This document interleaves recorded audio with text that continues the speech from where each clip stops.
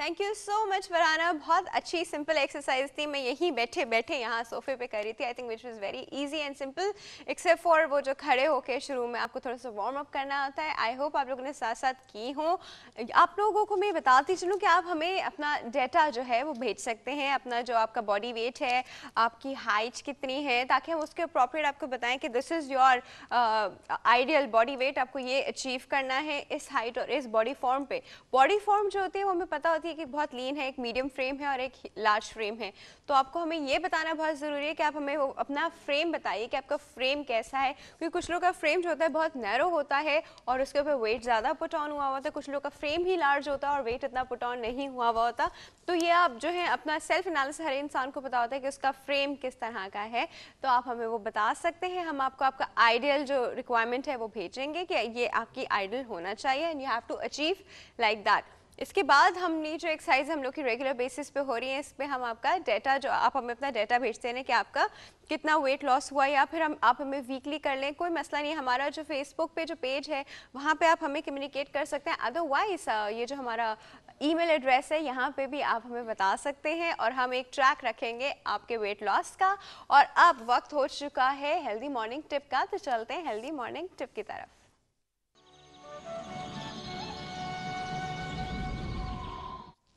जी viewers, वक्त हो चुका है हेल्दी मॉर्निंग टिप का और आज की हेल्दी मॉर्निंग टिप मैं आपको बताऊंगी कि एक कंफर्टेबल मैट्रेस, यानी ये जो हमारे घर में गद्दे होते हैं, ये किस तरह के होने चाहिए। नंबर वन तो हम लोग को ये पता होना चाहिए कि गद्दे होते कितनी टाइप के हैं।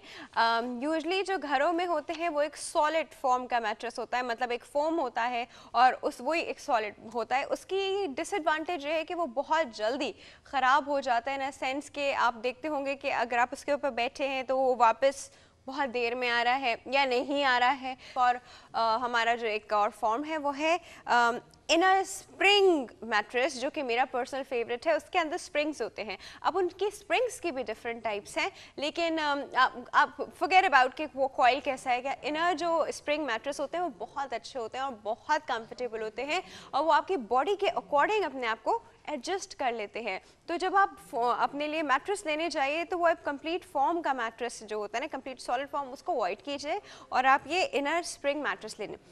एक और मैट्रेस जो बहुत अच्छा है, इनिशियली बहुत एक्सपेंसिव था, लेकिन अब वो मैट्रेस जो है वो आपको अपनी नॉर्मल रेंजेस में मिल जाता है। जो मैट्रेस की रेंजेस होती हैं वो है मेमोरी फॉर्म।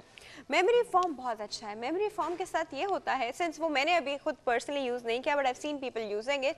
मेमोरी फॉर्म ये होता है कि आप उसके ऊपर आपका जो बॉडी के कंटूर्स होते हैं वो उसके अकॉर्डिंग अपने आप को सेट कर लेता है। फिर जब उसके अकॉर्डिंग अपने आप को सेट कर लेता है, फिर आप जब उस पर सोते हैं तो आपकी एक एक बॉडी का जो जितने आपके कंटूर्स हैं वो उनको सपोर्ट करता है, इंक्लूडिंग योर बैकबोन।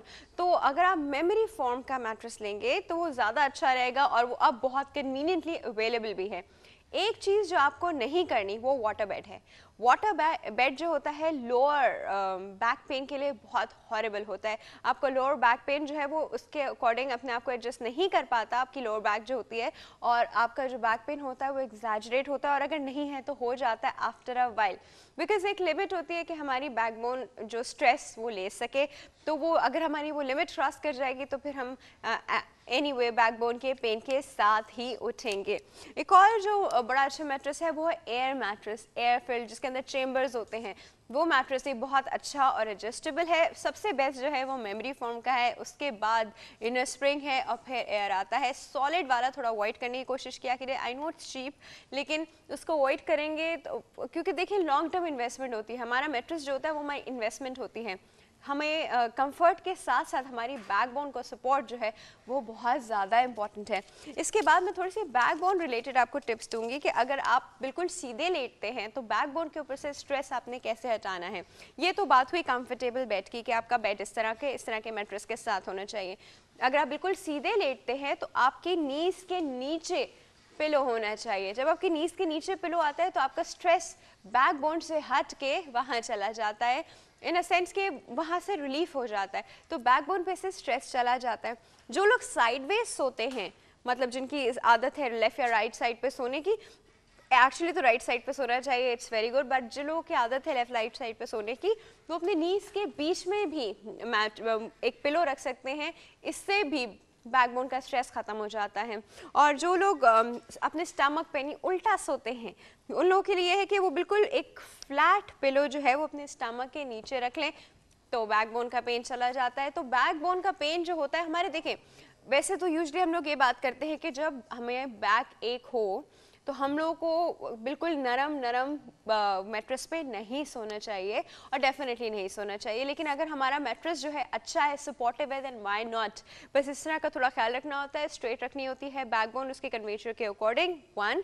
दूसरा ये कि अगर हम बेड की बात कर रहे थे, लोग यूजुअली प्रेफर करते हैं कि बिल्कुल स्ट्रेट तख्ते पे सोना जो है मेडिकली अलाउ नहीं किया जाता डेफिनेटली, बिकॉज फिर कुछ लोगों के जब उठते हैं तो उनके जॉइंट्स में बहुत दर्द हो रहा होता है।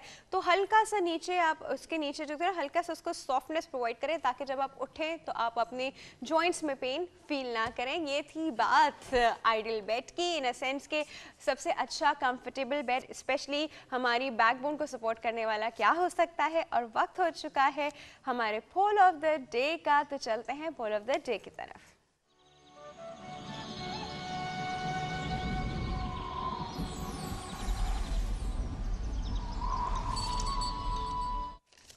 जी व्यूअर्स, वक्त हो चुका है हमारे पोल ऑफ द डे का। और हमारा पोल ऑफ द डे जो आज का सवाल है वो जैसा हमने कल एक सवाल किया था, इस तरह कल का सवाल बड़ा मजे का था। आज का सवाल ये है कि मैंने बहुत ज़्यादा ऑब्जर्व किया है कि हमारे यहाँ ट्रेंड होता जा रहा है एनर्जी ड्रिंक्स का, और लोग बहुत ज़्यादा एनर्जी ड्रिंक पी रहे हैं फॉर सम रीज़न। दो उसके साइड इफ़ेक्ट्स पे बहुत बात भी हो चुकी है कि नहीं पीने चाहिए इन अ लॉन्ग रन, ये क्या करते हैं हमारे सिस्टम के साथ, इस पर भी मैं एक दिन आपको ज़रूर टिप दूंगी। लेकिन एनर्जी ड्रिंक्स के बारे में मैं जो आपको बताना बहुत ज़्यादा ज़रूरी है, इसको अवॉइड करना चाहिए। लेकिन हम चलते हैं और मालूम करते हैं लोगों में क्या रुझान है एनर्जी ड्रिंक्स पीने का, क्योंकि हमारा आज का पोल का सवाल है कि क्या आप एनर्जी ड्रिंक का पीना सही समझते हैं, हाँ या नहीं। इसका जवाब आप लोग देंगे। हमने लोगों से पूछा उनका रुझान मालूम करने के लिए, तो देखते हैं उन्होंने क्या जवाब दिया।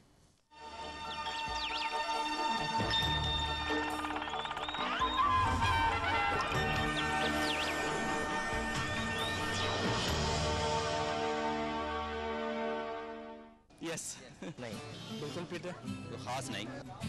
हाँ कभी कभी पी लेता। एनर्जी ड्रिंक नहीं पीता भाई। नहीं, एनर्जी ड्रिंक हाँ पीता हूँ, इट्स गुड फॉर हेल्थ। अच्छा नहीं लगता। कोई I don't need energy drink. जरूरत महसूस नहीं होती। तू पीते इसलिए नहीं पीते, शौकिया पीते थे जब से 90 रुपीज़ के आई तभी पीती। उसके बाद से जब से एक्सपेंसेस बढ़े हैं तो फिर आपको पाकिस्तान की माली हालत पता है अभी।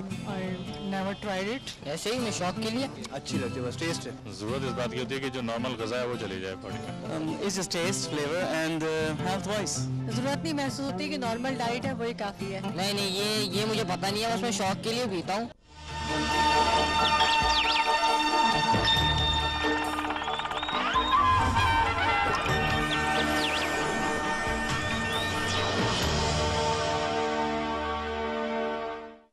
जी व्यूअर्स, अभी आपने देखा कि लोगों के मल्टीपल राय थी, कुछ ने का ज़रूरत नहीं पड़ती, कुछ को पीना पड़ जाता है, कुछ अपने एनर्जी मेंटेन करने के लिए पीते हैं, स्टूडेंट्स भी पीते हैं। हमें ये राय आपसे मालूम करनी है और इसके लिए आप लोग हमें ईमेल कर सकते हैं healthymorning@health-tv, और हमारा जो फेसबुक का पेज है www.facebook.com/healthtv.tv, यहाँ पे भी आके आप हमें बता सकते हैं। और सबसे इम्पोर्टेंट, हम लोग कि जब अभी फ़ोन लाइंस ओपन हो जाएंगे हमारे एस्ट्रोलॉजी के सेगमेंट में, तब भी आप लोग हमें बता सकते हैं। लेकिन अब वक्त हो चुका है एक छोटे से ब्रेक का। छोटे से ब्रेक की तरफ चलते हैं, कहीं मत जाएगा, we'll be right back।